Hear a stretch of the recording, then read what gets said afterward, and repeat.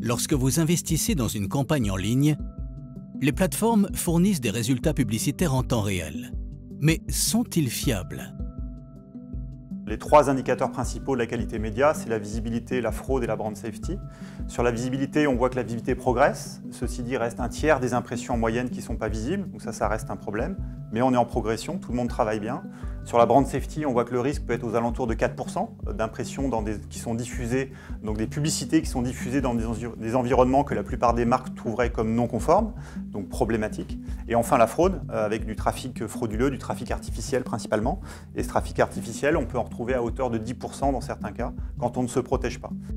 Les click-farms, les bots et le faux trafic convergent dans ce qu'on appelle la fraude publicitaire. Mais pourquoi existe-t-il un trafic non humain?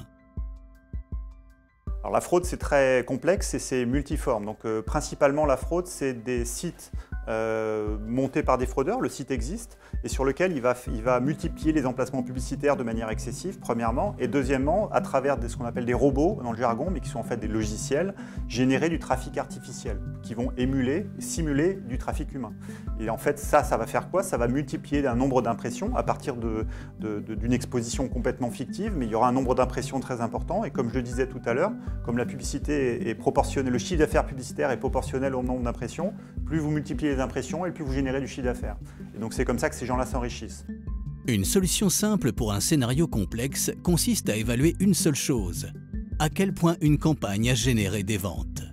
Alors moi, je ne trust un online investment que s'il y a du sales lift à la fin. Donc c'est pour ça que quasiment toutes nos études, toutes nos campagnes, toutes nos activations et même le Always On est sanctionné, même si le mot est trop fort, par des sales lift studies à l'échelle nationale ou par région.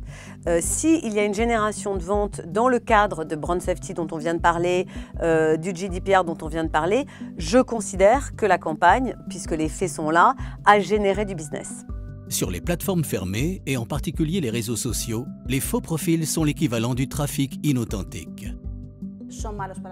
Les faux profils nuisent à l'ensemble du secteur. Car si les acteurs de l'industrie ne sont pas capables de garantir un niveau de transparence élevé, les investisseurs ne pourront pas investir en toute sécurité dans l'environnement numérique, ce qui est notre objectif premier. Les faux profils sont négatifs pour l'annonceur, car lorsqu'il investit, il souhaite générer des retours et atteindre le public qui l'intéresse.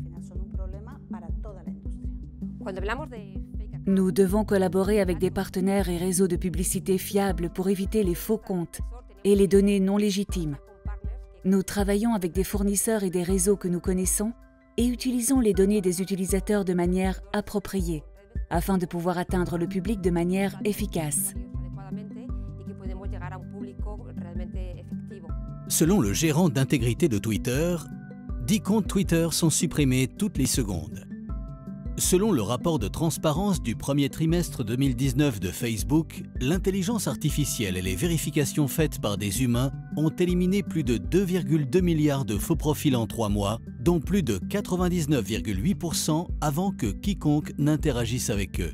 Mais au-delà de la suppression de faux profils, comment se fier aux données de campagne lorsque Google Analytics contrôle les campagnes Google, les responsables commerciaux Facebook contrôlent les campagnes Facebook, Snap Business contrôle les campagnes Snapchat?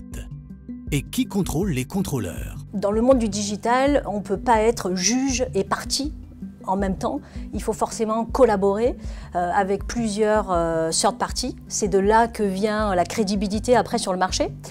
Juste pour vous donner un exemple concret, nous, Kantar, en tant que Market Research, on est une third party et on a le pouvoir de dire oui ou non, cette campagne est efficace ou pas efficace. On est neutre, on est indépendant et l'objectif est d'avoir une vue objective de ce qui se passe sur le marché avec sincérité.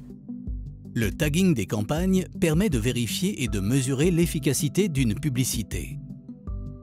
Facebook et Google, par exemple, collaborent avec des dizaines de partenaires de mesure pour vérifier la visibilité, la portée ou l'attribution. Que vous vous fiez à des tiers ou que vous jugiez de l'effet d'une campagne en fonction des ventes générées, le mot d'ordre du secteur doit rester le même: transparence. Chez IAB Espagne, nous pensons que la transparence est la clé. Transparence dans le secteur afin que le consommateur ait confiance en la technologie. Pas seulement le consommateur, mais aussi les annonceurs et le reste de l'écosystème.